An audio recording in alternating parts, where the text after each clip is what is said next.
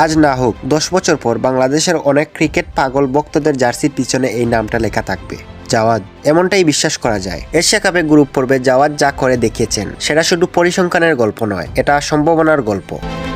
3 ম্যাচে জাওয়াদের সংগ্রহ 215 run, average 107 আর strike rate প্রায় 100। এই সংখ্যাগুলোই বলে দেয় ছেলেটা শুধু টিকে থাকার জন্য খেলেনি, খেলেছে আধিপত্য দেখাতে। কিন্তু জাওয়াদকে নিয়ে প্রশংসাটা শুধু রান করার কারণেই নয়, আসল প্রশংসা আসে তার শট সিলেকশন আর ব্যাটিং রেঞ্জ থেকে। লেগ সাইড হোক কিংবা অফ সাইড, দুদিকেই সমান দক্ষ। স্ট্রেইট 4 ছক্কা মারার সাহস আছে টাইমিং, আর সবচেয়ে বড় ব্যাপার মাঠের চারপাশে খেলতে পারে।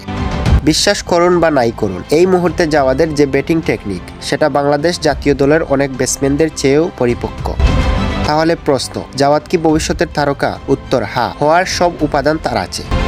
কিন্তু ঠিক এখানেই একটা ভয় কাজ করে। মনে পড়ে যায় 2023 সালের দুর্দান্ত শিবলির কথা, মনে পড়ে যায় বিজয় সাদমানদের কথা, যারা অনূর্ধ্ব-19 পর্যায়ে জ্বর তুলেছিলেন কিন্তু পরবর্তীতে নিজেদের ক্যারিয়ার সেভাবে রাঙাতে পারেন। এই বাস্তবতা জাওয়াদের পথেও একটা বড় প্রশ্নচিহ্ন টেনে দেয়। প্রতিভা থাকা এক জিনিস, আর সেই প্রতিভাকে ধরে রাখা আরেক জিনিস।